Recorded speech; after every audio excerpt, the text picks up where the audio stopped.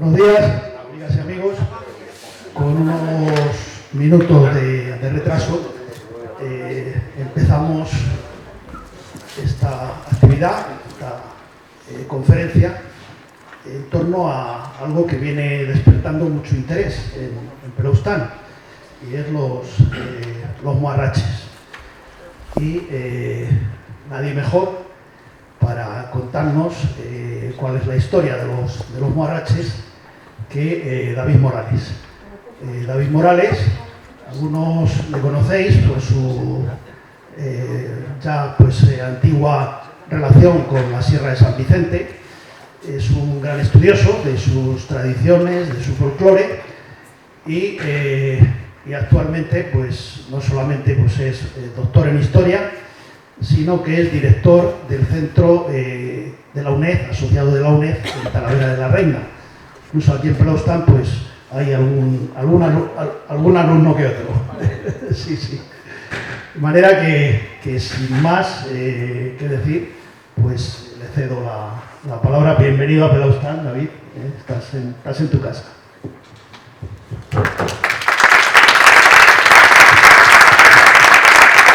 Bueno,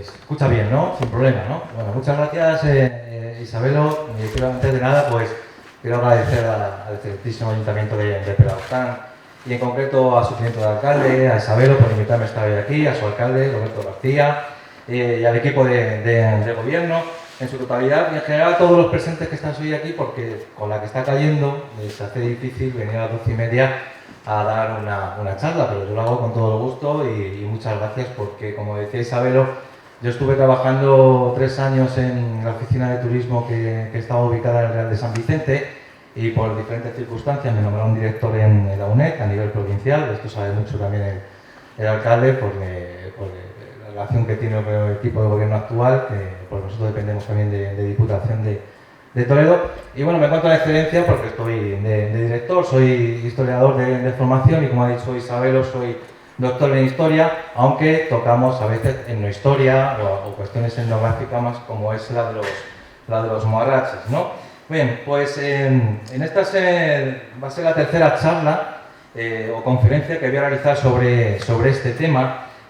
Hasta hace bien poco estaba prácticamente olvidado en estas tierras de la Sierra de San Vicente, y me atrevo a decir que en toda la provincia de Toledo. Para comenzar, ya saben que muchos de los que están aquí vengo a hablar también de lo que se conocen como las máscaras de invierno. No sé si ustedes han oído hablar de ese concepto o de ese término, ¿no? Donde podemos incluir a los moarraches de Pelaustán. En esta conferencia pues vamos a intentar profundizar un poco más en su origen, en su evolución, en su desarrollo, porque aunque se ha recuperado recientemente, muchas veces nos encontramos con el problema de conocer el origen, de dónde vienen los moarraches. Muchos de ustedes sabrán o tendrán nociones por aquello que les haya comentado sus familiares o antecedentes, o incluso haber participado en años anteriores. Pero bueno, a pesar de que estamos en agosto, quería acercarme a otra fecha concreta del calendario, y en este caso es San Sebastián, el 20 de enero. No sé si los presentes tienen constancia que es uno de los días clave del calendario, donde se celebran o se celebraban en muchas localidades de las tierras de Talavera, de la provincia de Toledo, del sur de Ávila, lo que conocemos como las máscaras de invierno, de las cuales, pues, como he dicho, hoy vengo a hablar aquí, y que vamos a situar o a poner como punto de partida en ese 20 de enero. Por favor, ¿puedes pasar? Antes de nada, quiero que se fijen, con que le des al cursor, ahí, la imagen que se está proyectando. Todos ustedes la conocen, ¿no? Les resulta familiar. Es la última celebración, o la primera, ¿no?, de la recuperación de los moarraches, aquí recuperada en Pelaustán, gracias a la iniciativa de ustedes, de este grupo de vecinos, y sobre todo también quiero agradecer a Ramón por seguir mis publicaciones, ¿no?, y una pista para ponerlo en marcha. Esta tradición se celebró aquí en el pueblo, creo, corregirme si me equivoco, porque puede que pegue algún patinazo, porque lo conocen ustedes mejor, el día de San Andrés, ¿no? Lo recuperaron el día de San Andrés. Yo estaba hablando del día de San Sebastián, que es el 20 de enero. Además, también desfilaron en las mondas de Talavera. Yo soy de Talavera y estaba en el palco. Yo vi a los marraches, coincidí con Isabelo, y vi a los marraches pasar. La verdad que me sentí un poco orgulloso, ¿no?, de que aparecieran los marraches después de un trabajo de investigación previo y de la labor de recuperación de esta tradición. Pasa, por favor.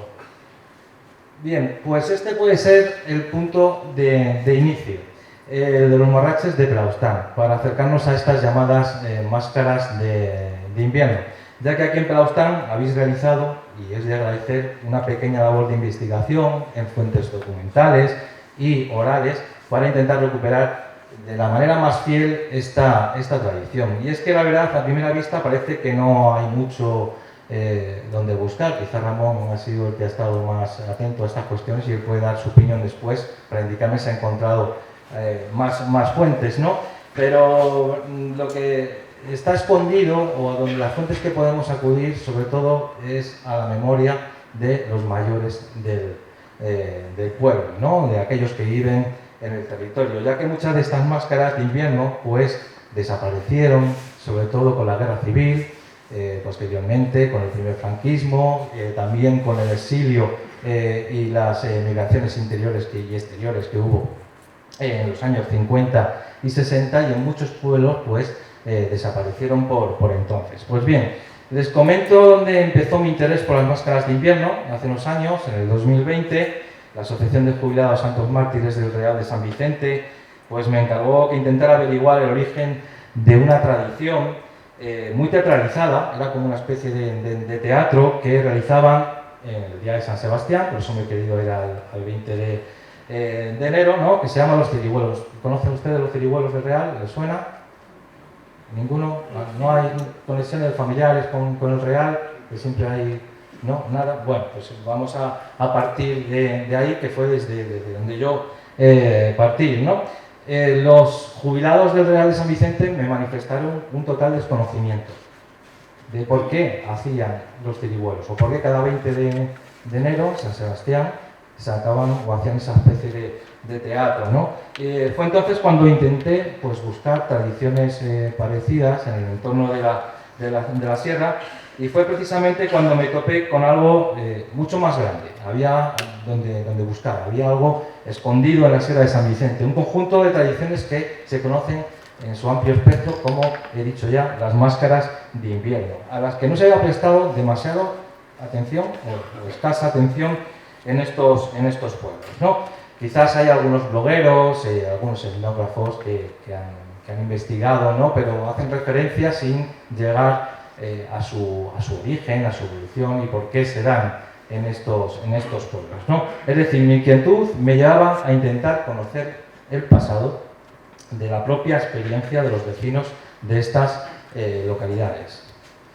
Con el ánimo de apoyarme documentalmente, pues empecé a revisar la bibliografía, siempre que acudir a los documentos escritos, lo primero que hay que hacer, ya desde mi punto de vista como historiador, ¿no?, para intentar ver si había algún testimonio o algo que intentara explicarme qué eran estas máscaras de invierno, y entre ellos los marraches, ¿no? Lo primero que hice fue acercarme a la investigación de las máscaras a través de trabajos que conocemos como clásicos por los historiadores y por los etnógrafos, ¿no?, como la labor conocida por el antropólogo, no sé si lo conocen, que es historiador y folclorista, que es Caro Baroja. En una de sus obras, como El Carnaval o Las Máscaras de Invierno en España y otras partes, que comenzó a estudiar en los años 50, 60 y durante los 70, ¿no? Un texto que todavía pues mantiene su vigencia y que ha servido como base para multitud de trabajos de investigación posteriores. Pero yo necesitaba acercarme a la provincia de Toledo, ¿no?, y en concreto a la parte occidental, a estas comarcas, a la Sierra de San Vicente, a la Campana de Oropesa, a Talavera, a la Jara, ¿no? Y encontré una obra de González Casarrubios y Sánchez Moreno, que es la que ven en la imagen, publicada por el PIEC, en la Diputación de Toledo, allá por 1981, han pasado muchos años, donde poco reseñaban, es decir, hablaban poco, hablaban de folclore, de tradiciones, de muchos pueblos de la provincia, pero había muy poquito sobre estas máscaras de invierno. Solamente hacían referencia, fíjense, a los morraches de Santa Ana, de Malpica del Tajo, perdón, y los denominados perros de San Sebastián de Santa Ana de Pusan. No sé si lo conocen, pero fíjense ya que se denomina morraches, ¿no?, a esta tradición. Pero nada, era una mera descripción de tres o cuatro líneas, no decían nada más, y que salían por el 20 de enero en San Sebastián. No había ninguna alusión ni a los ciribuelos del Real de San Vicente, ni a los morraches de Pelaustán, ni a otras que se celebran en estas tierras, ¿no?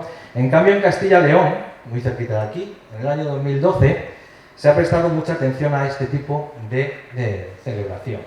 Sobre todo con la obra de Carlos Villoso, que se llama Máscaras de Castilla y León, que analiza de una manera muy pormenorizada este tipo de tradiciones, haciendo especial hincapié sobre su presencia en la provincia de Zamora. Nos estamos yendo muy lejos, a la comarca de Aliste, y también en el sur de Ávila, aquí muy cerquita, en poblaciones que lindan con la provincia de Toledo y con la Comunidad de Madrid. Después ha habido otras investigaciones, ha habido intentos de cuantificar, es decir, de reunir todas las celebraciones. De hecho, quiero agradecer a Ramón que mediara para que se pusieran en contacto conmigo Óscar González, que es un gran investigador sobre este tipo de tradiciones, no solamente a nivel de territorio español, sino a nivel europeo. He estado hablando con él hace poco por correo electrónico, hemos intercambiado varias experiencias y documentos, y él ha publicado un libro que se llama Mascaradas de la Península Ibérica, donde sí ya aparecían algunas de la provincia de Toledo, como los mencionados ciribuelos del Real de San Vicente, pero con evidentes ausencias porque no aparecían los morraches de Pelaustán. Por cierto, pues, como te digo, quiero agradecer a Ramón que me pusiera en contacto con él. Lógicamente, también hay trabajos de investigación locales de vecinos que son historiadores o que se interesan por las tradiciones de su propio pueblo, y algunos hacen referencia a estas máscaras de invierno, sobre todo cuando se estudia el carnaval. Pero en la provincia de Toledo y estas tierras, desde mi punto de vista, yo creo que existe un gran vacío en cuanto al conocimiento de estas tradiciones. Quizás historiadores, el académico Ventura Lebric, de la Real Academia de Toledo, ha profundizado un poco, hablando sobre los también moarraches de Navarmosa, se denominan exactamente igual, o recientemente el Antonio Jiménez ha localizado los morraches y danzantes de la localidad de Los Cerrados. Como veis, van apareciendo cada vez más celebraciones que tienen prácticamente la misma denominación. Pasa, por favor. ¿Les aburro? ¿No? Bueno, o sea, vamos a continuar. Sigue pasando un poquito para que aparezca el texto completo y así. Dale más. Un poquito más. Un poquito más. Ahí. Gracias.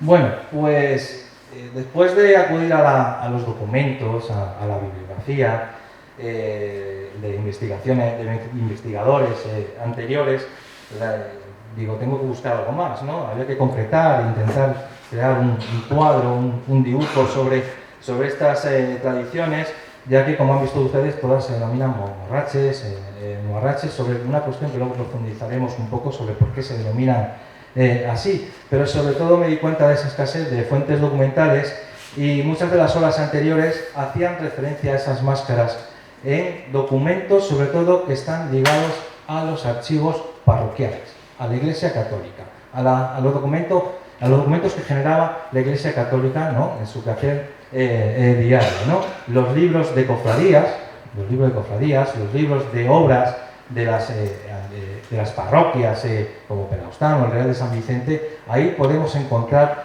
quizá cierta documentación. Es difícil, hay que revisarla, y muchos documentos no están en las propias parroquias, en las propias iglesias, sino que están en el archivo diocesano en Toledo, y hay que acudir a la búsqueda. Y es bastante trabajoso y requiere bastante tiempo, ¿no?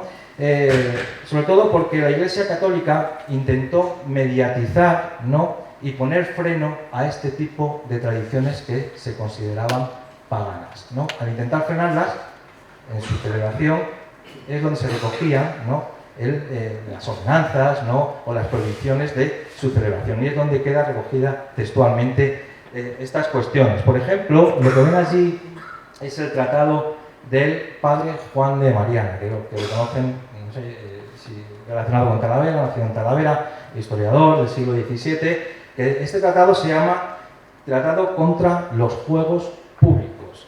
Habla de la necesidad de poner freno a este tipo de tradiciones. Luego hablaremos un poquito más de ello. Si ven, la transcripción está aquí, dice que se hacen juegos teatrales. Estamos hablando de principios del siglo XVII. Se hacen juegos teatrales en las iglesias y no solo para afrenta. Se introducen ellos monstruos de máscaras. Ojo, cuidado que aparece ya el término máscara, pero también hay algunas festividades, los diáconos, presbíteros y subdiáconos presumen de ejercitar las afrentas de sus locuras. Es decir, los propios eclesiásticos incluso celebraban a veces una especie de festividad dentro de las iglesias y había que ponerle freno, ¿no? Locuras, las cuales dos cosas, el que hizo la ley, Inocencio III, veda que se haga de allí en adelante. Pero por ocasión que Inocencio aparta las máscaras de los templos, creía yo que por la misma razón se debe echar de las danzas, de los bailes, porque muchas veces estas máscaras se acompañan de un baile, que conforme a la costumbre en España, con gran ruido y estruendo. El estruendo se refiere a los cencerros, ¿no?, y al ruido que se hace, ¿no?, moviendo los pies, el baile, y menos al son del tamboril por hombres enmascarados que hacen. ¿De acuerdo? Pasa, por favor. Como veis, en el siglo XVII ya encontramos un documento. Sigue dándole. Dale otra vez. Otra. Ya. Gracias. Pues bien, en cuanto a otro tipo de fuente, también podemos encontrar alguna referencia en las hemerotecas antiguas, que no es muy común en periódicos antiguos, pero el grueso de la información se encuentra en las fuentes orales, es decir, en la memoria de nuestros vecinos más mayores, que son los que pueden incluso haber participado de estas tradiciones antiguamente. Supongo que yo creo que aquí, si por algo que me dijo Ramón, sí que se ha acudido, ¿no?, a la memoria de la gente mayor que conoce de esta tradición o ha participado en momentos antiguos, o incluso la vaquilla, creo recordar, ¿no? La vaquilla, ¿alguno conoce las vaquillas? Vamos a hablar de ellas también, ¿no? A la vaquilla, que está muy relacionada con los moaraches y con las máscaras de invierno, ¿no? Entonces, ¿qué son las máscaras de invierno? He hecho una pequeña introducción hasta ahora. ¿Qué son los moaraches? Antes de continuar, preguntémonos. He nombrado que son tradiciones, que son celebraciones, que son ritos poco conocidos. Pues bien, tanto los antropólogos como los historiadores que las han investigado, y por eso venía la introducción que he hecho, nos dicen que son hitos temporales. Ahora explicaremos un poco qué es esto, que son momentos de cambio en la cotidianidad de la gente que vive en los pueblos, ¿no? Son ritos que están ligados a los cambios de ciclos naturales. Vamos a profundizar un poco esto para entender estas cuestiones, ¿no? Marcan los ritos de las estaciones, los cambios naturales, ¿no?, que marcan las estaciones, y los trabajos agrícolas y ganaderos. Es decir, a partir del solsticio de invierno hasta prácticamente el carnaval se van alargando los días, ¿no? Y es cuando se da el grueso de la celebración de estas tradiciones, de las máscaras de invierno, y entre ellas los moaraches, que ustedes han celebrado el día de San Andrés, ¿no?, recientemente. Pero las máscaras, a pesar de tener estos elementos comunes, son bastante heterogéneas, es decir, son muy diferentes unas de otras. Pero ya hemos visto que se parecen mucho ellas en la propia denominación, ¿no?, en el nombre que tienen. Y han adoptado multitud de formas, ¿no?, y características. pero en ellas podemos encontrar algunos rasgos comunes a los que me voy a hacer referencia ahora. Por favor, pasa. Dale, a ver. Ahí, gracias. Así podríamos establecer una tipología, los tipos de máscaras, ¿no?, que se han documentado o de las que tenemos conocimiento, ¿no? Las podemos englobar en diferentes grupos. Primero podemos hablar de las máscaras. Bueno, esto lo han hecho varios historiadores. González Moreno me comentaba que él no era partícipe de esta división, pero bueno, para aclararlo mejor queda muy bien explicado si las dividimos, las máscaras, ¿no?, por sus elementos comunes, ¿no? Entonces encontramos lo que se conocen como las máscaras de tipo demoníacas, donde los protagonistas suelen llevar pieles de animales. Los moarraches utilizáis sacos de arpillera, ¿no?, actualmente, recogidos seguramente por esas fuentes de cómo se realizaban anteriormente, pero si os fijáis en la fotografía que estamos viendo de los perros de Santa Ana de Cusa, que también salen en las mondas de Talavera, llevan pieles de animales, pero fíjense que no llevan máscara, sí que llevan la piel a modo de capuchón, ¿no?, pero llevan pieles, ¿no? Lo que hacen es intentar simular a animales, ¿no? Y también hay que destacar en estos perros que llevan la cara tiznada, ¿no? Tienen la cara pintada de negro. No sé si se han fijado alguna vez o conocen algún tipo de rito o celebración que tenga la cara pintada. Eso quiere decir que la máscara en los perros de Santa Ana ha desaparecido, ¿no?, durante un tiempo, y ha llegado a transformarse en pintarse la cara. Pero en realidad estamos hablando de las mismas máscaras, ¿no? Pásala, por favor. Pero también pueden fijarse en los... ¿lo conocen? ¿Les suena? Está cerquita, ¿eh? Son los jumbarraches de la Iglesuela de Dietar. ¿Conocían esta tradición? Se sigue celebrando, ¿eh?, en la Iglesuela, ¿eh? Es bastante común. Sí que han tenido unos años que no han podido sacarla, pero se sigue celebrando, ¿no? Llevan también sacos, como los moarraches, y mezclado con pieles, ¿no?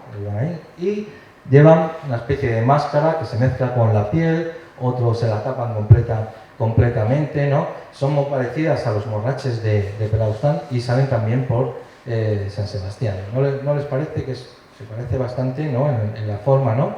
También encontramos este tipo de máscaras de invierno. Pasa, por favor. Bueno, tenemos la de Pelaustán para hacer la comparación y vean que es bastante parecida, ¿no? En los marraches de los navalucillos. Pasa, por favor. No sé si lo tengo aquí. Sí, allí. Ese es el marrache de los navalucillos, y la diferencia, aunque lleva un saco, la diferencia estriba en que porta una especie de máscara o casco con un par de cuernos, ¿de acuerdo? Pero no muy lejos de aquí están los tamarraches de Casavieja, que difieren mucho, pero fijaos que el nombre se parece bastante, que salen por San Blas, el 3 de febrero, ¿no? San Blas es el 3 de febrero. Difiere mucho, por eso les comentaba antes que son muy heterogéneas, pero nos estamos acercando y estamos haciendo una comparación para que vean cómo sí que los tamarraches de Casavieja portan una especie de máscara. No llevan como una especie de sayo completo, pero portan una máscara también. También las fuentes comentan, no tengo fotografías sobre ello porque han desaparecido hace tiempo, los gumarraches y los humarraches de la localidad de Parrillas, por ejemplo, que está un poquito más lejos, ¿no?, pero que también portaban máscaras. Pasa, por favor. Bueno, siguiendo con la tipología... Dale otra vez. Ahí. Siguiendo con los grupos de máscaras, nos encontramos las máscaras que se conocen como tipo zoomórficas, es decir, que tienen forma de animales, que a su vez las podemos dividir en otros dos grupos, que son las táuricas, aquellas donde el protagonista tiene figura de toro, como han visto antes, ¿no?, que aparecían ya con dos cuernos, pero aquí tienen la vaquilla de Santa Ana de Cusa. Esta es una vaquilla. Me comentaba alguien por aquí que sí que recordaba las vaquillas de Pelaustán, ¿no? Pero esto es un personaje disfrazado de vaquilla, pero que sí que sale con los morraches junto con los morraches de Santa Ana de Pusa. Esto nos lleva a que haya pues, estas variaciones, o podamos englobarlos en diferentes grupos y mezclarlos, ¿no? Las táuricas y las vacunas, como digo, donde normalmente se dan en lugares que son terrenos aptos para la agricultura y para la ganadería. Sobre todo las vaquillas se dan en terrenos aptos donde la agricultura se da menos, pero sí que tiene bastante vinculación con la ganadería. Y luego hablaré un poquito más porque por aquí la trashumancia, saben que tienen bastante tradición, ¿no? Y para que vean cómo esto se va distribuyendo. Pues bueno, como les he dicho, estos grupos se pueden mezclar. Y entonces hay una tipología que es lo que se llama pues, las máscaras mixtas, donde se juntan las demoníacas con las zoomórficas, salen personajes vestidos con máscara, sale con una vaquilla, la vaquilla sola, puede salir sin máscara, ¿no? Encontramos pues un grupo bastante heterogéneo que es complicado de definir, ¿no? Pero para que hacernos una idea global. Pasa, por favor. Fíjense bien en este mapa que ven. ¿Lo ven bien? ¿Se ve bien? ¿Sí? ¿Seguro? Es que muchas veces desde hacerlo en el ordenador luego es complicado, ¿no? En él se han incluido los puntos en rojo que ven, ¿no? Donde se realizan o se documentan las vaquillas. Ojo, no las máscaras, sino las vaquillas, ¿vale? Faltan algunas de Castilla y León, porque hay más, ¿vale? Pero me he querido centrar en las que están por esta zona, ¿no? Y también quiero que se fijen en las líneas blancas que destacan, ¿no? Son rutas de trashumancia. Son rutas de trashumancia. La trashumancia está documentada desde la antigüedad, desde la antigüedad. Es decir, son rutas trashumantes, ¿no?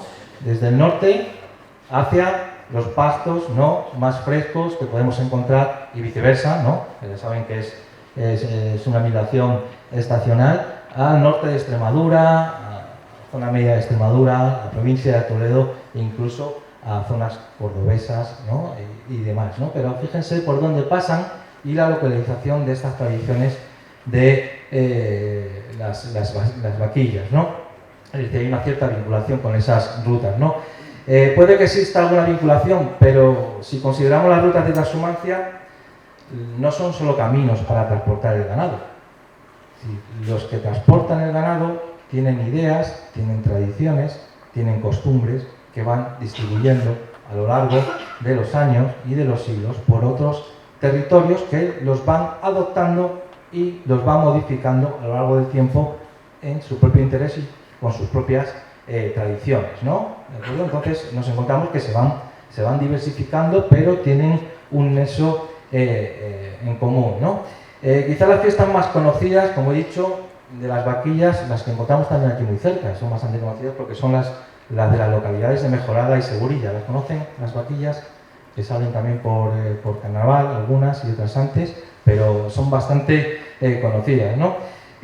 También está documentado que antes en la localidad de Montes Claros, que administrativamente creo que pertenece a la Sierra de San Vicente y es el último pueblo que está ya lindando prácticamente con la provincia de Ávila, también está documentada que salía la vaquilla. Actualmente ha desaparecido en Montes Claros, ¿no? Está ahí en el punto rojo que ven más a la izquierda en la provincia de Toledo, ¿no? Y según me han constatado, como ustedes saben, la vaquilla también salía en Pelauzán, ¿no? ¿Alguien sabe si salía junto a los morraches antiguamente?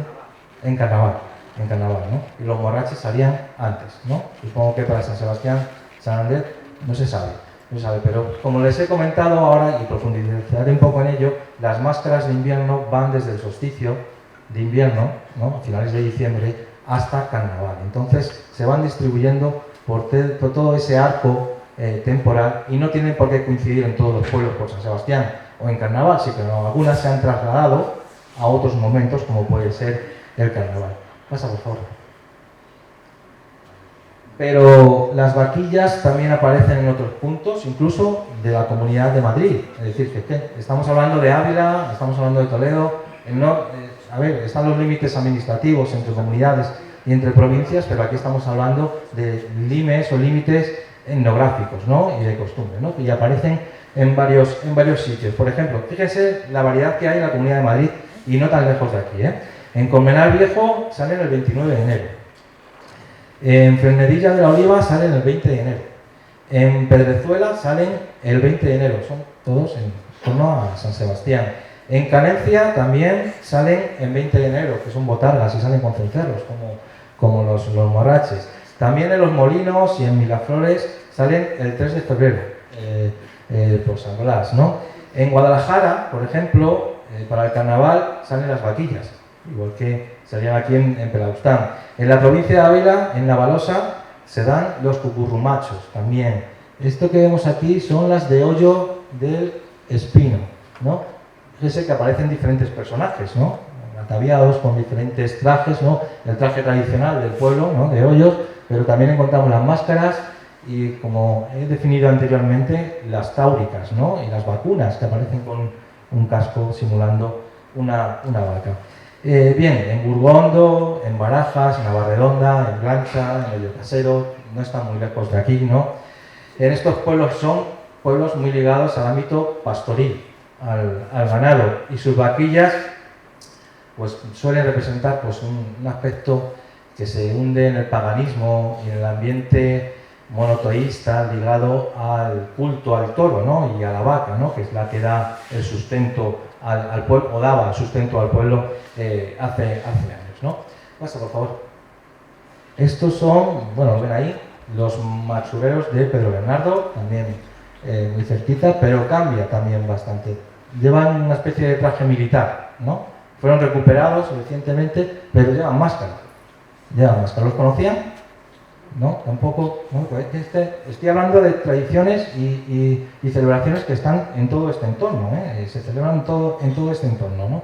Está bastante cerca. Fíjese que machureros reciben nombre, si partimos la palabra, de las churras.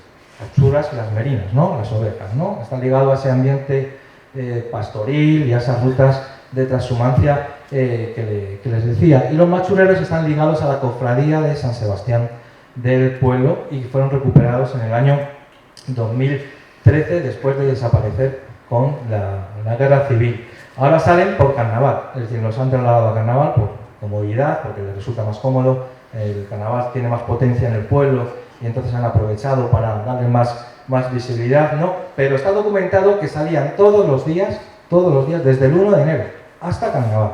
Salían por las tardes, quitando los cencerros, como ven, llevan una vara de ciruelo, creo que es, asustando a las gentes del pueblo, pero salían todos los días. ¿Puedes pasar? Gracias.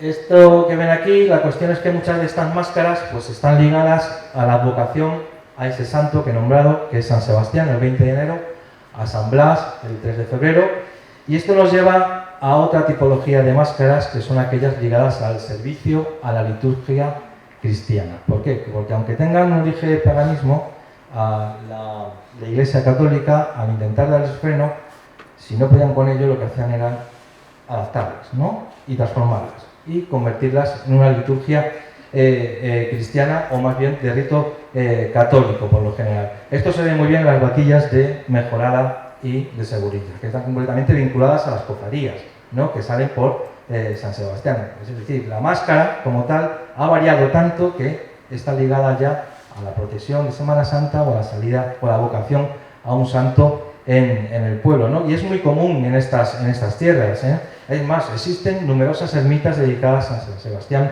en la Sierra de San Vicente. Algunas han desaparecido, no sé si hay constancia de alguna, ¿no? Aquí tiene la del Rosario, ¿no? En Pelaustán, pero no sé si hay alguna, pero el culto a San Sebastián en estas tierras era bastante fuerte y están vinculados también, o vinculadas a estas ermitas, a las máscaras, ¿no? Las vaquillas están muy relacionadas con estos ritos. También he nombrado el de Montes Claros, y han desaparecido muchos, pero por ejemplo, en la última conferencia que di sobre el tema, en febrero, en enero, en Talavera de la Reina, en la Biblioteca José Hierro, aprovechando que era San Sebastián, me invitaron a dar esta conferencia. Una señora del público se acercó a comentarme que en Aldanueva de Olavarroya también sacaban las vaquillas y había desaparecido por completo. Las sacaban por San Sebastián. ¿Puedes pasar, por favor? Y por último, nombraré a la tipología de máscaras carnavalescas, ¿no? Entrelazando, pues, las demoníacas, las vacunas, las táuricas, nos encontramos que el desplazamiento de las máscaras a carnaval conlleva que muchas de ellas hayan variado y se conviertan en una tipología de celebración que está más ligada ya al propio carnaval. Aquí ven pues los morraches de Malpica del Tajo, que incluso ha sido declarada bien de interés cultural por la Junta de Castilla-La Mancha, ¿no? Por la que montan una buena el día de carnaval cuando salen, ¿de acuerdo? ¿Puedes pasar, por favor? Bueno, me voy a remontar un poquito al principio de la conferencia. ¿Vamos bien? ¿Quieren hacer alguna pregunta? Lo digo por hablar un poco, ¿no? ¿Bien? Bueno, me voy a remontar un poquito al principio de la conferencia. ¿Se acuerdan que les comenté que esto surge de una petición de la Asociación de Jubilados Santos Mártires del Real de San Vicente, porque celebraban los cirihuelos, que me han manifestado ustedes que no lo conocían, y que yo a partir de ahí me puse a investigar, ¿no? Y vamos a ir sacando también elementos comunes con los morraches para identificarla como una propia máscara, ¿no? Los cirihuelos también se denomina como una botarga o una obisparra y se parece mucho a las máscaras que se celebran en la comarca de Aliste, en Zamora, ¿no? Esto está ligado a esas rutas de transhumancia que les he comentado, es decir, el viaje que hace la tradición a través de Castilla-León hacia estas tierras, que conllevó que se instalara en el Real de San Vicente, ¿no? Y les he comentado que es una celebración muy teatralizada. No sé si Ramón me puede comentar ahora mismo, o ustedes, ahora mismo la recuperación de los muarraches salen, ¿no? Bailando, agitando, supongo, los cencerros, ¿no? ¿Asustáis a los niños? ¿No? Sí, corríamos. Sí, los corréis, ¿no? Los corréis por el pueblo, supongo. Pero no hay un nudo, No hay una historia. no hay una historia que marque la celebración. En otras máscaras sí que hay una historia, están teatralizadas, que tienen un argumento, Y en esta de los tirihuelos, pasa por favor, pasa un segundito. Existen varios personajes bien diferenciados, que ya hemos visto en otras fotografías. Por ejemplo, están los tirihuelos como tal, que son los hombres que ven con los blusones blancos, el pantalón negro, que llevan un pañuelo en la cabeza. Está la hilandera, que es este señor disfrazado de señora, y luego el que está de negro se conoce como la maravaca, ¿no? Y lo que hacen es que cada uno tiene un papel muy concreto dentro de la celebración, ¿no? Montan un círculo en la plaza del pueblo, bueno, lo hacen en diferentes lugares del pueblo. Dentro del círculo se sitúa la hilandera, y los tirihuelos lo que tienen que hacer es intentar penetrar en el círculo para levantarle la falda a la hilandera, ¿no? Y verle las bragas, las enaguas o lo que fuera, ¿no? Y la maravaca, que es ese señor, tiene como un pincho, una horca, e intenta ahuyentar a los tirihuelos, ¿cómo? Levantándolos los pañuelos. Al levantar los pañuelos de la cabeza quedan eliminados, ¿no? Quedan eliminados, pero siempre termina de la misma manera. ¿Por qué? Porque vencen los tirihuelos, y lo que hacen es que cogen a la maravaca, a ese señor, le tumban y simulan con que le echan vino. Antes sí que se echaba vino, por el cogote, en una simbología de la muerte, ¿no? Esto nos lleva a que los historiadores han llegado a la conclusión que este rito de paso, que se hace el 20 de enero por San Sebastián, simbolice lo viejo y lo caduco con lo nuevo. Se repite todos los años, es decir, el cambio de las estaciones y el aumento del sol durante los días a partir del solsticio se simboliza con el cambio que realizan los tirihuelos cada vez que actúan contra lo viejo caduco, que es la hilandera, ¿no? Y esto se repite en la comarca de Aliste y en otros sitios. No es que me lo haya inventado yo, sino que se ha llegado a esta conclusión porque se ha repetido en otros lugares de la península ibérica, ¿no? El caso es que recientemente también me he encontrado en un periódico, en el año 1904, en el Diario de Ávila, buscando esos testimonios, me encontré que también durante el día de San Sebastián, en el Real de San Vicente, y esto está también muy relacionado con los morraches de Pelaustán, subían al más viejo del pueblo, a una de las piedras, ¿no? Los mozos, los quintos, le subían al más viejo, ¿no? Es un cambio, es un rito de paso, porque los quintos son los que empiezan, ¿no? Y el más viejo es el que tiene toda la experiencia, para que dijera o recitara lo que se conoce como los dichos de San Sebastián. ¿Conocen los dichos de San Sebastián? Los misterios, ¿no? ¿No les suena en Pelaostán tampoco? Que son coplillas que se decían a principios de año sobre hechos jocosos. Considerando. Es que claro, reciben varios nombres, ¿no? Hablan sobre hechos muy vinculados a la vida del pueblo, que le podría haber ocurrido a algún vecino durante todo el año, ¿no? Por ejemplo, que su mujer le hubiera sido infiel, que se le hubiera llevado una vaca por delante, que un cochino había entrado en su casa, y se hacía una coplilla que cuando acababa el rito, la tradición, los muarraches o en este caso los cirihuelos, se recitaba por alguien del pueblo. Bien, esto está bastante documentado. Es decir, yo estoy haciendo referencia a los cirihuelos, pero es que hay un testimonio de 1731, fíjense, de 1731, que nos habla de estos dichos en Pelaostán. Y leo literalmente. Dice: llaman historia y se acompañan de defectos y faltas ridículas que solía haber entre marido y mujer y otras personas, expresando el nombre de estas y los lances y circunstancias que entre año pasaban. Y esto está vinculado a la celebración de las máscaras de invierno. Es decir, estas coplas, estos secretos han ido desapareciendo y solamente quedan algunos, como digo, en algunos ritos o en algunas tradiciones. ¿Puedes pasar, por favor?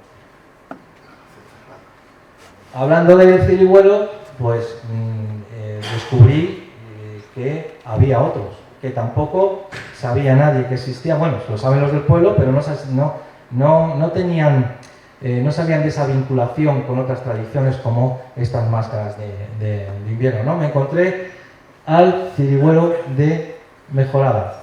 ¿Lo conocían? ¿No? Sale por carnaval, es una ánima muda y lo que va haciendo es costación. Aquí en el pueblo hacen costación, van pidiendo por las ánimas benditas. ¿Alguna cofradía? Se perdió también. Antes hacía.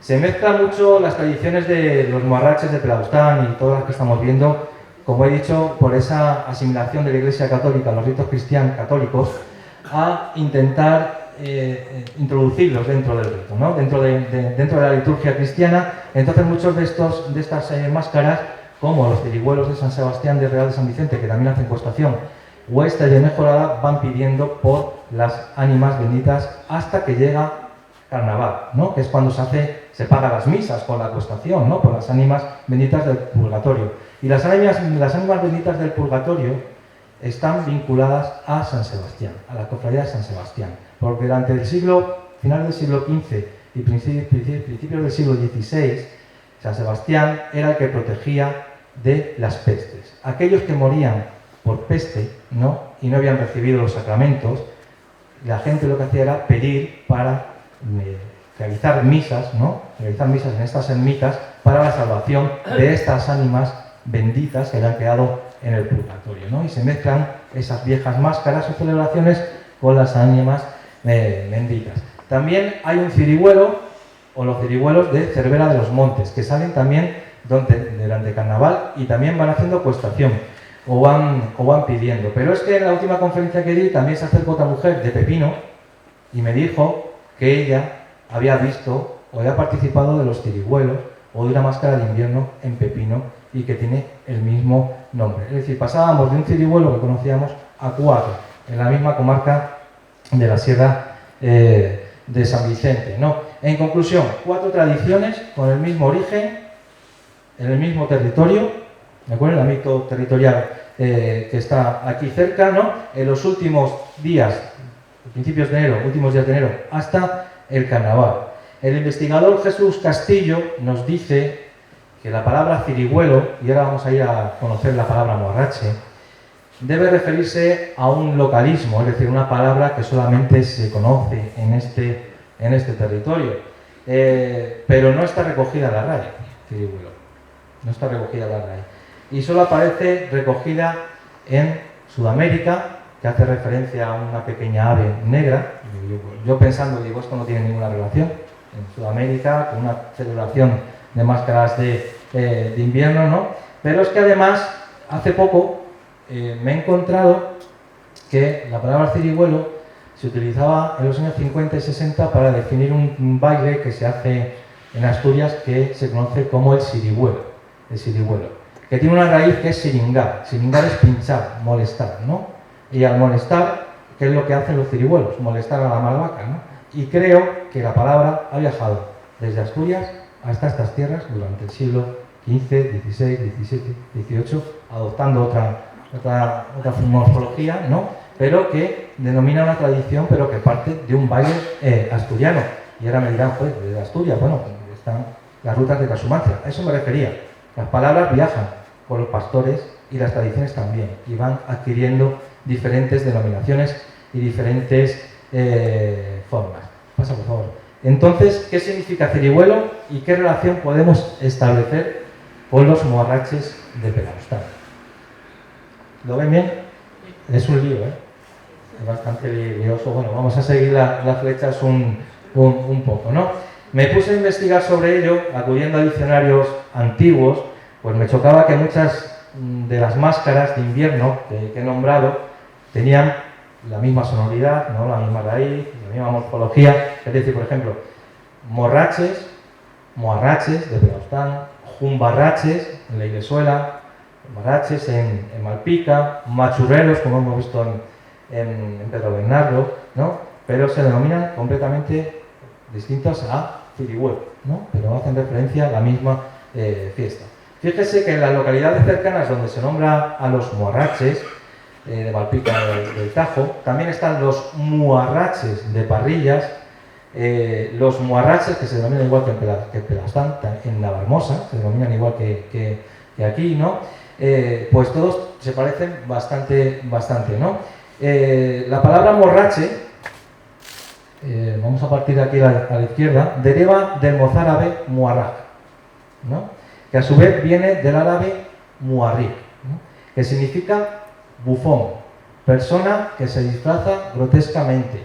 De esta palabra se deriva el actual término también mamarracho.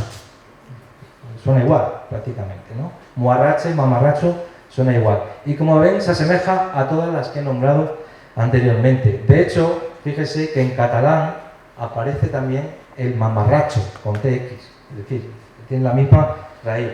O me voy al Sasua, a Navarra. En Navarra aparece el momochorro en carnaval, que también tiene la misma raíz, ¿no? Ven la vinculación que tiene, y es que nos podemos ir y meternos en Centro Europa, ¿no? En cambio, la morfología de cirihuelo parte de ciruelo. Lo tenemos allá a la derecha, ¿no? Que no tiene nada que ver con las definiciones anteriores, ¿no? Pero sí con la tradición. Había que descartar, pues, esa referencia que he dicho al pajarillo negro en Sudamérica, ¿no? Pero me encontré que existe la voz judihuelo, que aparece ahí, para definir despectivamente a un judío, ¿no? Y es más, muchas de estas tradiciones se las conocía también como judiadas, ¿no? Porque molestaban, ¿no? Iban contra el rito católico, y en Almendral de la Cañada se las denomina como judiadas a estas tradiciones. Entonces me estaba acercando por dos sitios al mismo concepto de máscara de invierno, ¿no? Como son los moarraches de Pelaostán, ¿no?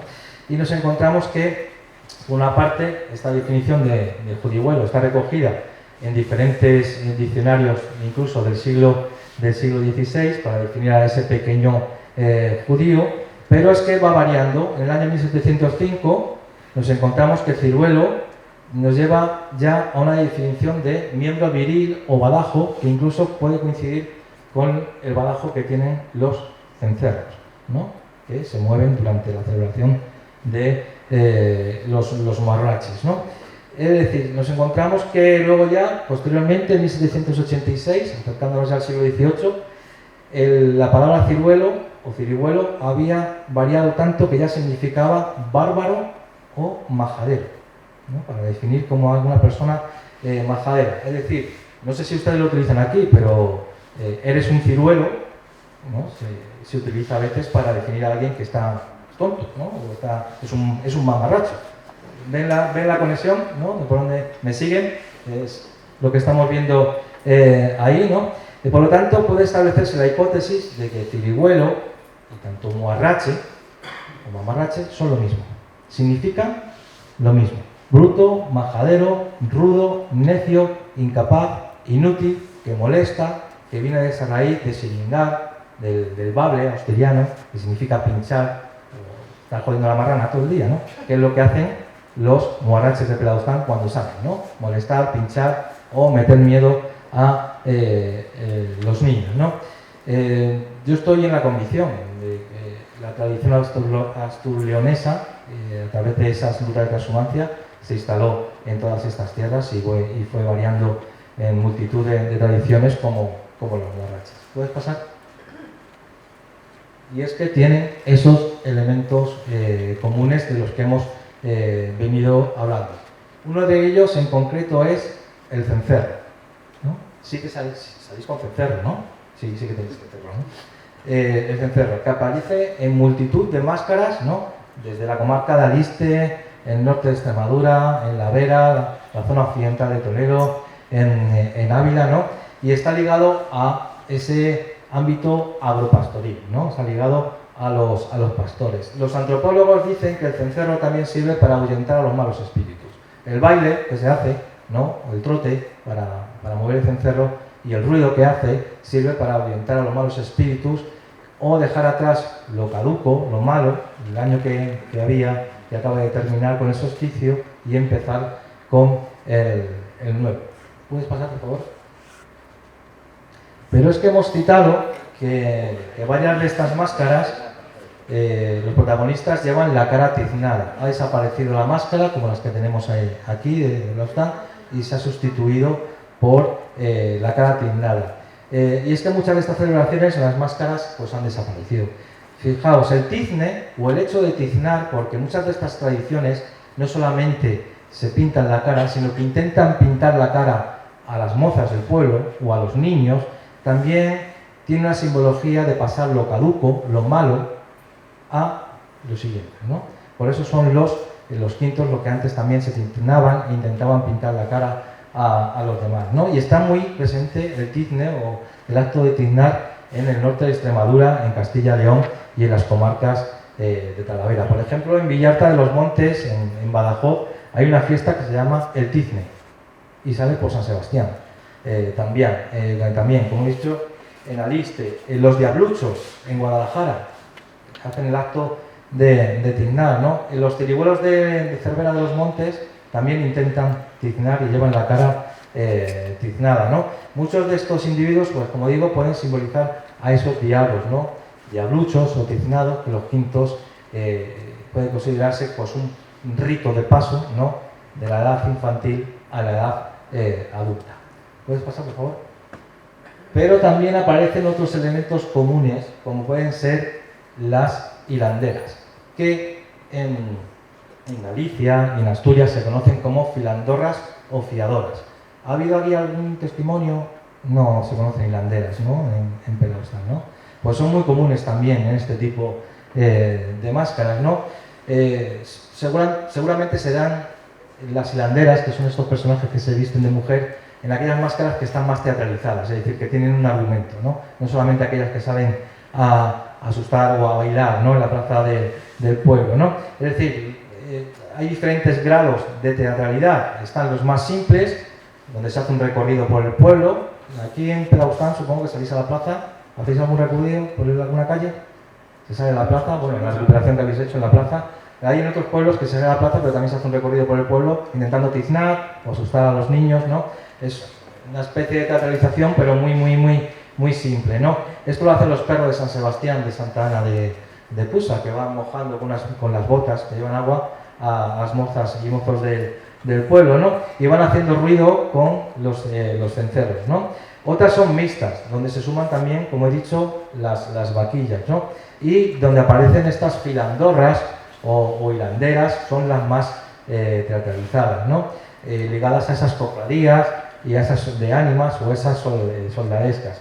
El caso es que las llamadas hilanderas o filandorras o filadoras están muy presentes también en la comarca de Aliste, en Galicia, en Portugal, y las encontramos en estas tierras. Están los tiriguelos del Real de San Vicente, la hilandera de los Perros de Santa Ana de Prusa, pero es que también, no muy lejos de aquí, en Fenedilla de la Oliva, también aparece una hilandera, ¿no? ¿Qué significado puede tener esta hilandera? Pues es la representación, como he dicho antes, de eso, del mal, de lo caduco, del año anterior, ¿no? Es un paso, es un rito de paso hacia el año nuevo. Fíjese, en el siglo IV ya, San Anastacio de Amasea decía, el arzobispo del Ponto, en Turquía, decía que los personajes más habituales durante la celebración de las calendas de enero, que es una celebración romana, eran aquellos individuos que se disfrazaban de mujer, ¿no? Con el aspecto mujer. A principios de enero, coincide completamente, ¿no? Pasa lo otro. Y ya voy terminando. ¿Por qué? Porque nos vamos a los posibles orígenes de las máscaras de invierno de los morraches de Pelaostán. Es decir, lo primero, no hay un origen claro. Es decir, ¿de dónde proceden las máscaras? Yo les he dado unas pistas, podemos llegar a multitud de conclusiones, ¿no? Pero como ven, hay muchos elementos en común, ¿no? Porque se celebran por toda Europa, es decir, desde el Cáucaso hasta Portugal. E incluso hay manifestaciones en Sudamérica. Supongo que cuando llegó el descubrimiento del Nuevo Mundo, muchas de estas tradiciones también pasaron a América y hay vaquillas en diferentes países latinoamericanos, ¿no? Lo segundo, y sí que está claro, es que se celebran en ese arco que va desde el solsticio de invierno, desde Navidad, hasta el Carnaval, ¿no? Esto ha llevado a que diferentes antropólogos e historiadores miren hacia un pasado romano, hacia esas calendas de enero, ¿no? Para sustentar el origen de estas celebraciones, los morraches de Pelaostán, ¿no? Pero hay otros que incluso nos llevan al ámbito prerromano, al ámbito céltico, ¿no? De estas tierras. Coincide el territorio céltico con la distribución de las máscaras de invierno. Hay otras máscaras en Lucía, en Murcia, en la Comunidad Valenciana, en la zona manchega, pero no tienen los mismos rasgos que encontramos en esta zona y ni dentro del mismo arco temporal que les estoy nombrando, ¿no? Entonces coinciden en el ámbito céltico, ¿no? Hay máscaras posiblemente asociadas a estas fiestas del solsticio romano que se dan entre Navidad y la Epifanía de Reyes, que se conocen como las Saturnales. ¿Lo han escuchado? Muchas veces cuando llega Navidad dicen, no, que es un rito, la Nochebuena es un rito romano porque procede de las Saturnales romanos, ¿no? Que se fue cristianizando, ¿no? En las Saturnales romanas se hacía una inversión de los papeles, es decir, los esclavos romanos pasaban a ser los señores y los señores servían a los esclavos, se hacía durante ese día. Es más, el actual Día de los Santos Inocentes, para que vean la cristianización de ritos paganos, estas bromas, ¿no?, han quedado en un día que es el de los Santos Inocentes. Y había mucho jolgorio, mucho estruendo, se hacían bufonadas, se hacían bromas, se pinchaba, es decir, se siringaba, ¿no? Se bailaba y se metían con ellos, ¿no?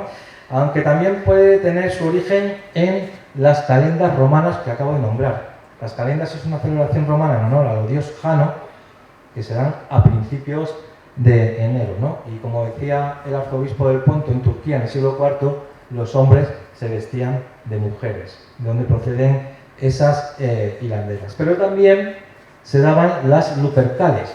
Las Lupercales, que iban en honor a tiempos muy remotos de Roma, los jóvenes se vestían en un rito de paso con pieles, ¿no?, con pieles de animales o de lobo, ¿no? Ahí viene la raíz, lopos, ¿no?, de lobo. Y pues todas estas celebraciones romanas, con el pasar del tiempo, los años y los siglos, se cristianizaron, se fueron modificando, se fueron juntando muchas de sus características para dar o para concluir en las actuales máscaras de invierno o incluso los morraches de Pelaostán, ¿no? Pasa, por favor.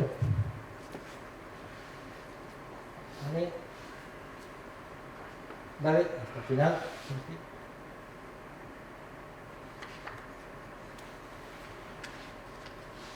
Es decir, estos ritos paganos, prerromanos, luego romanizados y luego cristianizados, se fueron asimilando directamente, ¿no? La Iglesia Católica intentó prohibirlos durante el siglo III, cuarto o quinto, ¿no?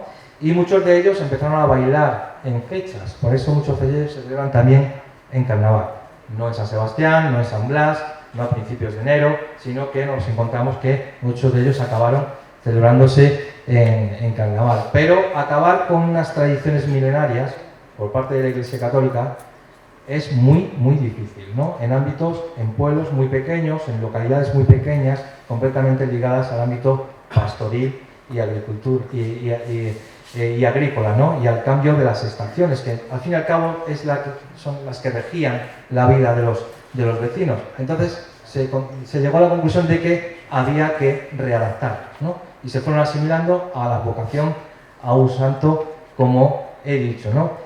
Por ejemplo, en el siglo VI, San Isidoro de Sevilla decía, en una obra que se llama De Ecclesiasticis Officis, que dice que instituyó la Iglesia el ayuno de las calendas de enero, de las celebraciones romanas de enero, a causa de un error propio de la gentilidad. Dice, fue Jano, cierto príncipe de los paganos, por lo que se había dado el nombre del mes de enero, y al que los hombres inexpertos, honrándole como a un dios, otorgaron honores religiosos y le consagraron un día con fiestas suntuosas y regocijos. Así, los míseros hombres, y lo que es peor, los mismos fieles, durante ese día, adquirieron monstruosas apariencias. Es decir, ya en el siglo VI, San Isidoro condenaba a esto porque se disfrazaban, ¿no? Durante las calendas de enero. Dice, algunos se disfrazan a manera de fieras, otros toman aspecto mujeril. O sea, unos se ponían pieles, otros hacían como las hilanderas, ¿no? Afeminando el suyo propio. Hacen gritería y danza, ¿no? Esto estamos hablando del siglo VI. Posteriormente, en el Concilio de Toledo, en 1473, ya directamente se condenaron las máscaras. Avanzando en el tiempo, Julio Sánchez, que es un historiador de Almendral de la Cañada, nos habla que se prohibieron las judiadas en la localidad de Navalmorzcuende y en la propia localidad de Almendral, ¿no? En la Historia General de Santo Domingo de 1584 también se condenan, y cito literalmente, los teólogos y canonistas que tocan la materia se resuelven que semejante gente como esta, que para irrisión y escarnio se visten de hábitos de religión y entran con ellos en máscara, es decir, se disfrazan de máscara y entraban en la iglesia. También he nombrado a Juan de Mariana anteriormente, al principio de esta conferencia, ¿no? Y así, por ejemplo, los humarraches de Parrillas desaparecieron en 1730 por orden del obispo de Ávila. Creo sinceramente, y esto va para ti, Ramón, por si tienes tiempo, que mucha de la documentación de los humarraches de Pedagostán tiene que estar en el archivo de la diócesis de Ávila, que era la que tenía jurisdicción en estas tierras. Al prohibir la celebración de los humarraches de Parrillas y todos los pueblos de la zona sur de Ávila, tiene que estar ahí cierta documentación o ciertos testimonios sobre los humarraches de Pedagostán, aunque creo que va a ser bastante complicado encontrarlo. Es decir, por ejemplo, los de Casavieja, que está aquí al lado, se prohibieron también y se trasladaron al día de San Blas, el 3 de febrero, ¿no?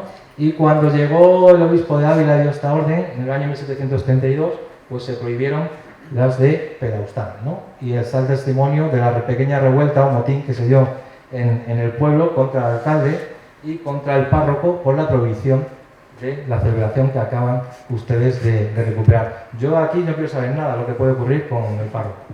Ahí sabrán ustedes, no quiero nada.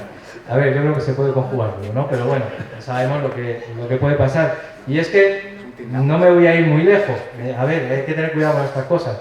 No me voy a ir muy lejos porque en 1980, estamos hablando de 1980, el párroco de Santa Ana de Pusa prohibió los perros de San Sebastián porque le parecía que era un escarnio contra el rito católico. Los perros siguen saliendo.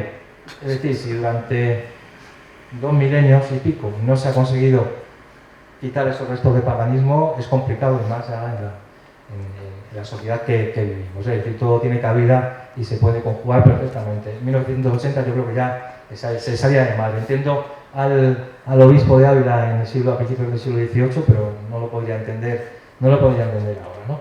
Pasa, por favor. Y para ir acabando, ahí tienen una localización no de las vaquillas, sino de las máscaras en las tierras de la provincia occidental de Talavera, lo que se conoce como las antiguas tierras de Talavera, norte de Cáceres, sur de Ávila, la zona de Madrid que he comentado antes, hasta llegar a la zona norte de Guadalajara. Como ven, están completamente ubicadas en el sistema central, ¿no? En el sistema central van recorriendo esa línea, ¿no? Por favor, Lau. Y para concluir, podemos establecer unas conclusiones. Pues que existe un límite, o un limes, como se conoce, cultural de influencia astur-leonesa en la distribución de las máscaras. Hay un debate, que no sé si siguen ustedes redes sociales y demás, sobre el que habla que muchas veces a los que vivimos por aquí nos denominan manchegos. Por el ámbito administrativo, ¿no? Pero está mal dicho, somos castellano-manchegos porque pertenecemos a la comunidad de Castilla-La Mancha. Pero poco o nada tiene que ver estas tradiciones, la cultura e incluso la gastronomía. Hay platos muy típicos de aquí y de la zona sur de Ávila que poco o nada tienen que ver con el pisco manchego, sinceramente. Pero es que esto lo marca perfectamente las tradiciones y los ritos. No es que nos inventemos nada. Administrativamente hay gente que esto le chirría bastante y lo puedo entender, ¿no? Pero el limes cultural es de una raíz astur-leonesa. Es más, el habla, muchos sufijos que utilizamos en esta zona, en el norte de Extremadura, en Ávila, no tiene nada que ver con lo que se habla en La Mancha, ¿no? Y menos en Albacete, en Medellín y Almasa y de aquella zona, ¿no? Entonces, a ver, estamos muy vinculados a esa zona, ¿no? Esto se debe a esa repoblación medieval y a las rutas de transhumancia, sobre todo a partir del siglo XII, y yo creo que es posible y necesaria su recuperación, y yo me alegro que ustedes lo estén intentando o lo hayan hecho ya y que continúen con ello. Creo que se están sumando más gente, ¿no, Ramón? Sí. Al asunto, pero ahora bien, esto tiene un cierto peligro. De aquí hablo ya desde mis propias conclusiones. ¿Por qué? Les comento. Esto ya lo dije en enero en Talavera de la Reina, y yo soy talaverano desde hace 4 generaciones. El año pasado, en las mondas de Talavera, salieron unos orcos. Los orcos, como tal, viven en la literatura fantástica, ¿no? Y se utilizan muchas veces para teatralizar mercadillos medievales que están muy de moda, ¿no? En cierta localidad, bueno, yo creo que ya en toda España. Hay un boom con los mercadillos, yo creo que tiene que haber hasta grupo de inversión en mercadillos medievales, porque es increíble lo que hay. Y me parece estupendo que se celebren porque es un motor económico para localidades muy pequeñas, ¿no? Pero claro, utilizar una tradición también como son las mondas, que tienen un bagaje histórico muy grande, como escaparate para tradiciones que no tienen nada que ver con las mondas, o incluso promocionar mercadillos medievales, yo ahí sinceramente no lo veo. Me parece que hay que mantener, no hay que llegar a ser purista, es decir, no hay que llegar a ser purista tampoco. ¿Por qué? Porque sí que es verdad que los guaraches han salido de las mondas de Talavera, igual que salen los perros de Santana de Pusa, y aparecen otras tradiciones de otros pueblos, ¿no? Pueblos vinculados a Talavera, a las tierras de Talavera. Pero ahí a promocionar un mercadillo medieval, una fiesta, hay un paso mínimo, pero chirría, suena. Y más para los que estamos acostumbrados a ver las mondas, o de que hemos visto las mondas desde bien pequeñitos, ¿no? Y estamos estudiando las máscaras de invierno. Es decir, utilizar los muarraches como reclamo para el pueblo de Pelaustán me parece perfecto. Me parece una labor encomiable, porque es un pueblo muy pequeño, ¿no? Sabemos que en invierno la población desaparece. Llevarlo a San Andrés porque hacéis las hogueras, ¿no? Lo habéis llevado ahí para conjugar, me parece también bien. O incluso llevarlo hasta el carnaval, yo creo que ahí es pasarse un poco, ¿no? O incluso llevarlo a un fin de semana que se sabe que hay más gente, para que acuda más gente. Yo a la Asociación de Jubilados del Real de San Vicente les propuse que siguieran haciéndolo el 20 de enero de San Sebastián. Bueno, les propuse que lo llevaran a un fin de semana. Si el 20 cae jueves, que lo pasaran al viernes o al sábado, porque viene más gente al pueblo, ¿no? Y que tuviera más vistosidad. Me dijeron que de eso nada, que se hacía el 20 de enero y si caía el lunes, era el lunes. Y un lunes de enero, en el Real, en Pelaustán, en Castillo de Bañola, en Almendral, y no hay nadie. Y entonces les propuse, digo, bueno, pues entonces intentar mantener la tradición de alguna manera, incentivar a los muchachos del pueblo, los pocos que hay. Y lo que han hecho este año, Alfredo, no sé si le conocen, que también es folclorista, por así decirlo, lo que ha hecho ha sido pues, sacar a los chavales que están en el colegio del pueblo, disfrazarlos, ¿no? Y hacer un pequeño teatrillo por el pueblo el día 20. Y es una alternativa, ¿no? Y también es un reclamo. Y esto también es un aporte, y si nos vamos ya a lo material económico para el pueblo, ¿no? Porque llaman los mercadillos medievales, lo que pasa es que yo creo que cuesta más, ¿no? Lo que sí que los antropólogos destacan que es que hay que mantener separado muy bien lo que es la pureza de la tradición, lo que son los morraches, de lo que es su celebración. Es decir, pueden acudir 1000 personas a ver los morraches, pero por favor, que la celebración se haga como se ha hecho siempre, que no se contamine. Y ahí esa cuestión que planteo yo con el tema de llevar orcos a las mondas para promocionar una feria medieval, ¿no? Es lo que quería decir, a la conclusión que podemos llegar, ¿no? Es decir, es un reclamo, pero hay que tener cuidado porque las máscaras o los morraches se pueden descontextualizar. Es lógico que evolucionen, porque han evolucionado durante milenios, ¿no? Porque evolucionan, pero cuidado porque se pueden contaminar de otras cuestiones que no tienen nada que ver con ello. Y hasta aquí mi exposición. Espero no haberles aburrido mucho con estos palabras. Gracias.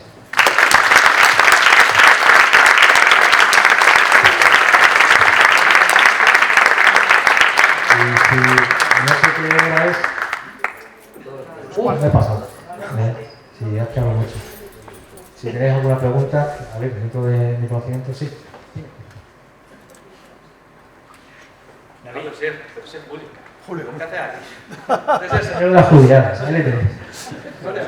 Quería, en primer lugar, no sé si me oís bien, ¿no? Sí, sí. Felicitarte por la extraordinaria conferencia que has dado.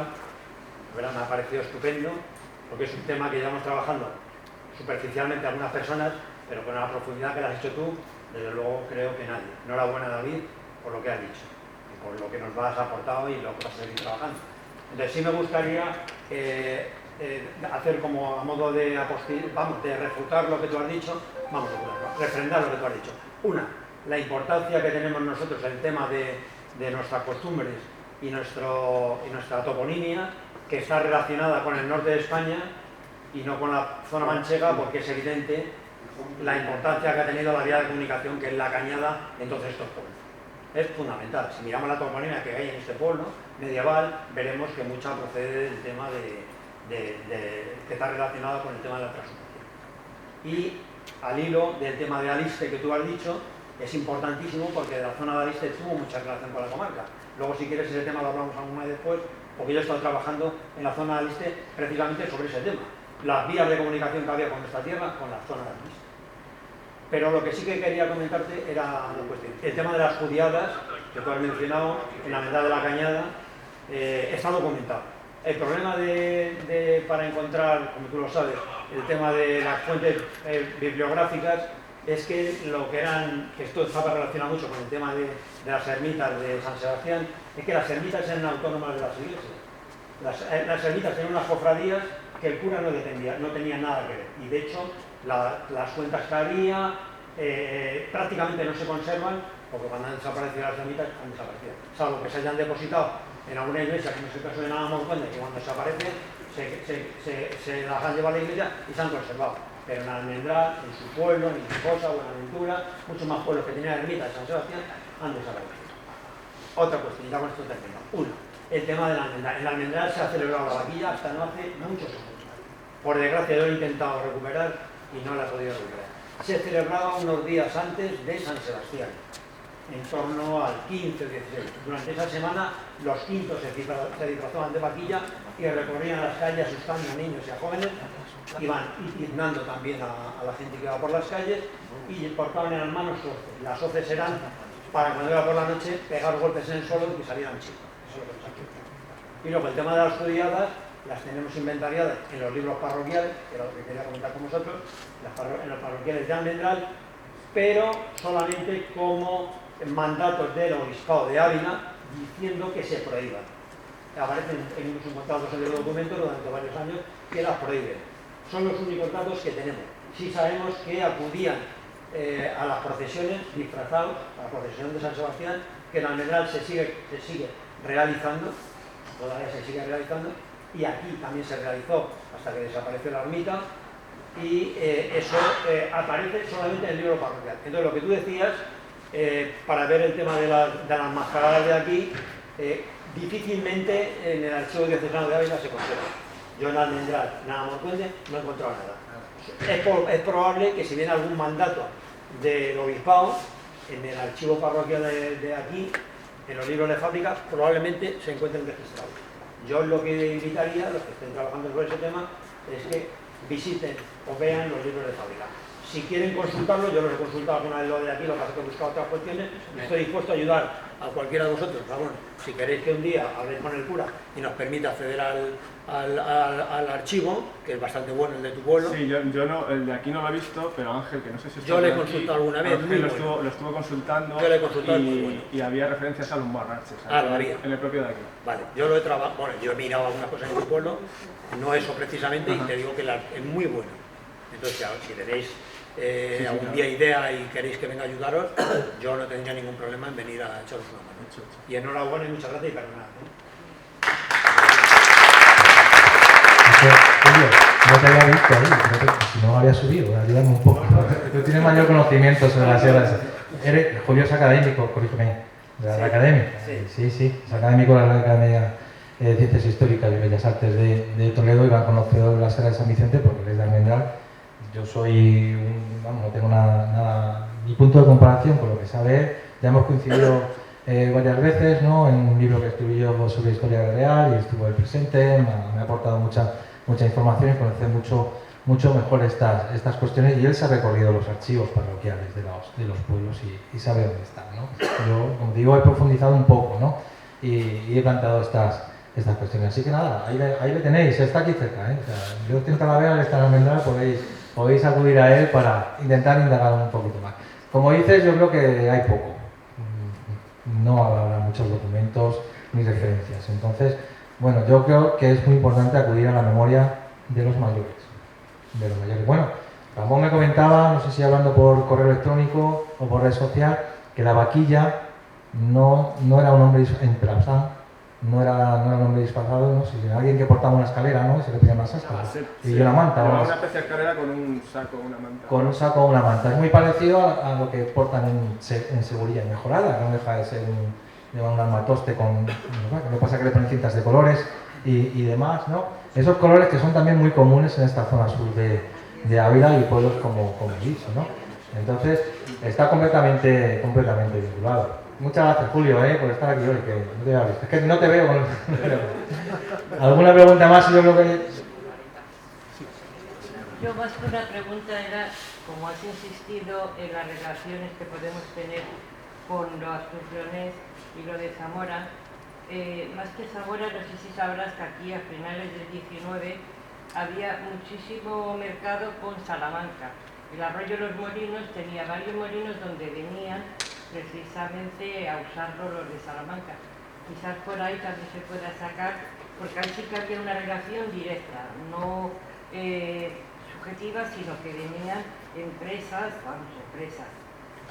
con el ganado y sobre todo con el tema del fustán, que se usaban los molinos. Es que consultando el libro de las mascaradas de Castilla y León, que tienen la relación de todas las máscaras de Castilla y León, en Salamanca hay, pero no tantas como la zona de Aliste y con elementos comunes con estas tierras. Es posible, seguramente, como he comentado, el viaje porta ideas y porta tradiciones y impregna de otras costumbres, ¿no? Pero consultando ese libro tiene mucho peso la comarca de Aliste. Salamanca y menos, ¿eh? Y es que hay dos zonas en Castilla y León que marcan la pauta. Es la comarca de Aliste, en Zamora, y el sur de Ávila. En Ávila hay muchas, ¿eh? Y bueno, y el norte de Cáceres también hay bastantes, ¿no? Pero en Salamanca hay menos, la verdad. Quiero decir que es curioso porque en Austán hay una tradición de telares. Es decir, está en nuestro escudo incluso. toda una industria relacionada con el lino. Entonces aquí es posible que hubiera algo relacionado, algún festejo, algún folclore relacionado con las hilanderas. Y otra cosa que me llama mucho la atención, aunque son tradiciones muy distintas, pero esto que se hace en el Real, ese combate entre el bien y el mal, y ese personaje de hombre disfrazado de mujer, yo creo que tiene parentesco con los pecados y danzantes de Camuñas. Vamos, eso lo conozco todos los años, y en realidad es un combate también entre el bien y el mal, personificado con distintos trajes y todo esto, unas máscaras también, y finalmente un personaje central que es la madama. Así lo llaman la madama, pero es un poco, y entonces ahí hay quien dice que eso se remonta a un rito de iniciación, o sea, porque todavía no han conseguido dar con el origen en el tiempo de los pecados y danzantes, que efectivamente luego se ha transformado, se ha convertido, bueno, en el corpus de Camuñas, ¿no? Pero tiene mucho parentesco, diría yo, etnográfico. Sí. A tenor de esto, yo estuve hace 2 años en Camuñas, en el centro de interpretación, hablando con la responsable del centro de interpretación, por otras cuestiones, porque fui a dar una charla sobre el cantón de Camuñas. Ya sabes que yo, por mi tesis doctoral, estaba en otro ámbito y fui a estudiar la localidad de Camuñas, y hablando, Elvira, se llama, Elvira, la responsable del centro de interpretación. Yo ya estaba con esto también, y yo iba a 2 bandas, y claro, al llegar allí yo conocía, ¿quién no conoce el Corpus Christi de Camuñas? No sé si lo han visto ustedes, las máscaras que portan, ¿no? Bueno, pues se lo aconsejo, lo salen durante el día del Corpus, y la verdad es que yo encontraba muchas similitudes y se lo comenté a Elvira. Elvira me decía que no. Elvira, digo, esto es un rito de paso. Dice, sí, dice, pero no tiene nada que ver con las máscaras. Dice, se celebra el día del Corpus. Digo, hombre, hay muchas máscaras que se celebran en julio y agosto, y vaquillas. Digo, han podido trasladarse en el tiempo desde principios de enero hasta el Corpus, en esa cristianización de la tradición. Pero yo sí que lo veo, porque la tradición, como tú dices, los personajes están bien definidos, lo que es el bien y el mal, y el personaje de la madama, ¿no? Que luego el baile es distinto, hacen el salto que hacen por la calle, bajando y corriendo y demás y tal. Pues bueno, eso ya, pero yo creo que sí, desde mi punto de vista, sí. Habría que preguntar a los historiadores de allí, pero vamos, sí, que Elvira los conoce y me ha dicho, y ella estaba que no tiene nada que ver con la máscara de invierno. Y está muy ligado también al ámbito pastoril, y sobre todo también a la recogida de la primera cosecha de trigo, en mayo, en junio. Sí, lo tienen muy ligado también a eso. Pero bueno, no sé, es que Camuñas está muy lejos de aquí. Pero bueno, la cuestión es que sí que está, estoy hablando con ellos, sí. Y si queréis, que luego tenéis otro evento, ¿no? A las 2:30, la última y nos vamos. No, pues vamos a hacernos ahora una foto con los moraches de camiseta. Si queréis dar la luz, apaga eso. Porque Sí. ¿Quieres que me agache? Un equipo de Cuando la vi me quedé, digo, vale, ya.